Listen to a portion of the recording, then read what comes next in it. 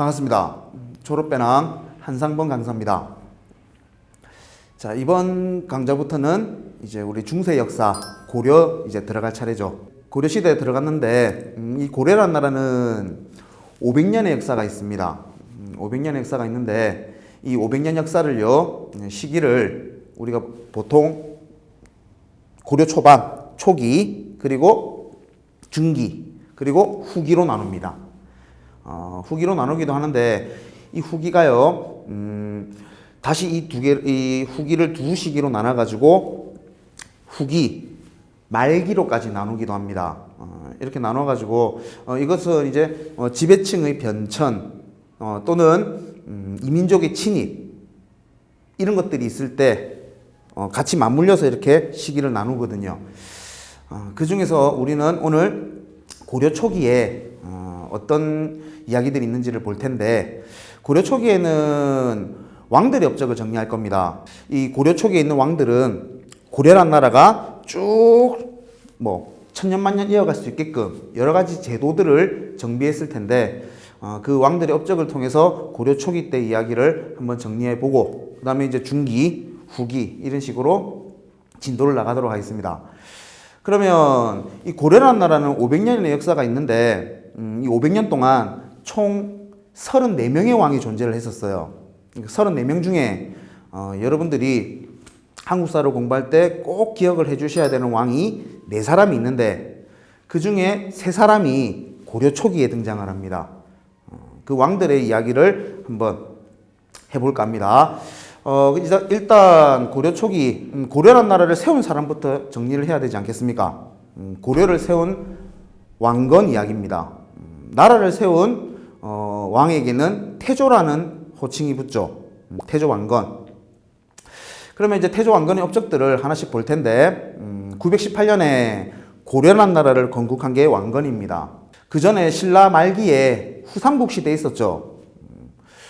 신라가 있고 후고구려가 있고 후백제가 있고, 그 후고구려의 궁예가 미륵불을 자처하면서 관심법 이런 것들로 신하들과 백성들을 괴롭히니까 이 신하들이 중심이 돼서 궁예를 몰아내고 왕건이 왕이 되었죠.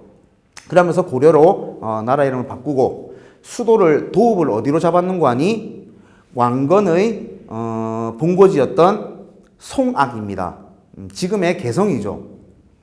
개성에다가 도읍을 딱 정해놓고 개경이라 칭하면서 고려라는 나라가 이제 시작이 되는 거죠. 그러면 이제 태조 왕건의 업적들이 쭉 있을 텐데, 일단 태조 왕건은 나라 이름을 국호를 고려라고 정했습니다. 우리 삼국시대 때 어떤 나라랑 이름이 비슷합니까? 그렇죠. 고구려랑 비슷하죠. 그래서 태조 왕건은 우리는 고구려를 이어간 나라다 하면서 고구려 계승의식을 표방했고요. 그러면서 옛 고구려가 차지하고 있던 영토를 되찾기 위해서 북쪽으로 진출하는 정책을 펼칩니다. 그것을 이제 우리는 북진정책이라고 하죠. 그 북진정책의 일환으로서 태조 왕건이 수도인 개경만큼 중요시 여겼던 도시가 하나 있는데, 거기가 바로 평양입니다. 평양은 옛 고구려의 수도로서 고구려 평양을 중시 여기면서 고구려 선조들의 기운을 받자 이거죠.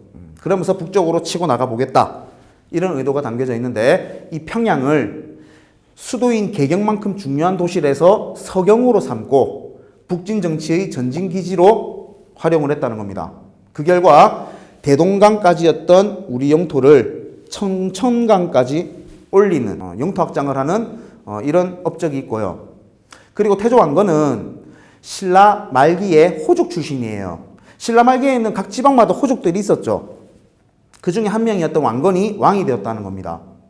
그러면 나머지 지방에 있는 호족들은 어떤 생각을 가지냐면, 나도 호족이고 왕건도 호족인데 왕건은 왕을 하고 있고 나는 지방에 있고 이거 불만이다 이겁니다.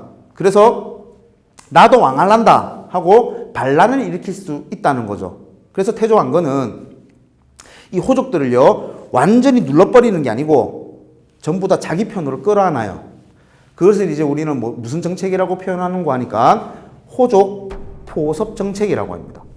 포용, 끌어안았다는 소리죠. 이 끌어안는 정책 중에 하나가 뭐냐면 이 호족들에게 왕시성을 다 하사를 하는 거예요. 사성 정책이라 하죠. 그러면 왕시성을 하사함으로써 왕시 가족이 되는 거죠. 그러면서 이 호족들의 반란을 막고자 했고, 또 다른 정책으로는 정략결혼이 있습니다. 각 지방에 있는 호족들의 딸과 태조 왕건이 다 결혼하는 겁니다. 그러면서 가족으로 만들어버려서 반란을 막고자 했던 게 태조 왕건이죠. 그래서 여러분들이 잘 아시다시피 태조 왕건은 공식적인 집계 기록이요, 부인이 29명이에요. 그 정도로 많죠. 그런 식으로 해서 호족들을 다 자기 편으로 끌어안고자 했구나. 그런데 같은 이제 가족이 됐음에도 불구하고 끝까지 왕이라고 설치는 애들도 있을 수 있잖아요. 그런 애들은 이제 견제를 하는 거죠.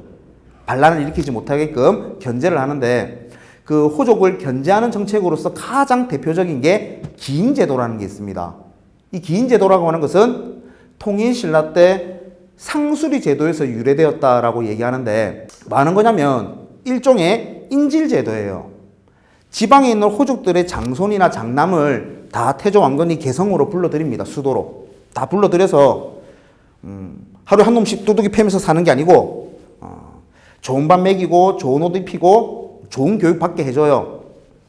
대신에 지방에서 할아버지나 아버지가 반란을 일으키는 순간 목에다 칼들이 대겠다는 겁니다. 이런 인질제도로서 지방에 있는 호족들이 반란을 일으키는 것을 막고자 했다. 기인제도구나 보시면 되겠고요. 그 다음에 태조 왕건은 죽기 전에 후대 왕들에게 유언을 남깁니다.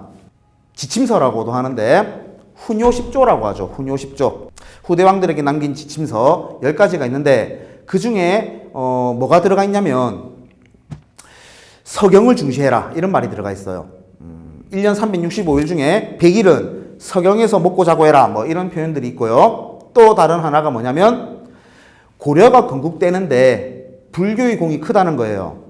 그래서 불교 행사, 연등회라든지 팔관회라든지 이런 행사를 아주 중시 여겨라, 이런 표현들이 있습니다.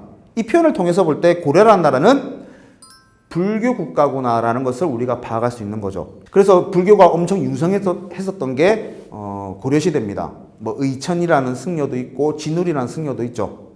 여기까지가 태조 왕건의 아주 기본적인 업적들이라고 보시면 되는데, 한번 정리해보고 마치도록 하겠습니다. 일단 태조 왕건, 후삼국을 통일한 왕이에요. 그리고 고구려 개성국가로서 북진 정책을 추진했고, 그 일환으로서 서경을 중시했다는 거 알아두시면 됩니다. 그리고 호족을 포섭하기 위해서 했던 정책 2가지가 있는데, 첫 번째가 사성정책, 왕시성을 이제 하사하는 거죠. 그 다음에 정략결혼 29명 이렇게 기억하시고, 그 다음에 호족들을 견제하기 위해서 기인제도, 인질제도라고 생각하시면 됩니다. 그리고 후대왕들에게 남긴 지침서 훈요 10조, 이렇게 하시면 태조 왕건 기본적인 내용은 다 정리가 됐을 겁니다. 그러면 이제 다음 시간에는 고려 초기에 국가 기틀을 마련했던, 여러 가지 제도와 정책을 마련했던 광종과 성종의 업적을 한번 정리해 보도록 하겠습니다. 자, 수고하셨습니다.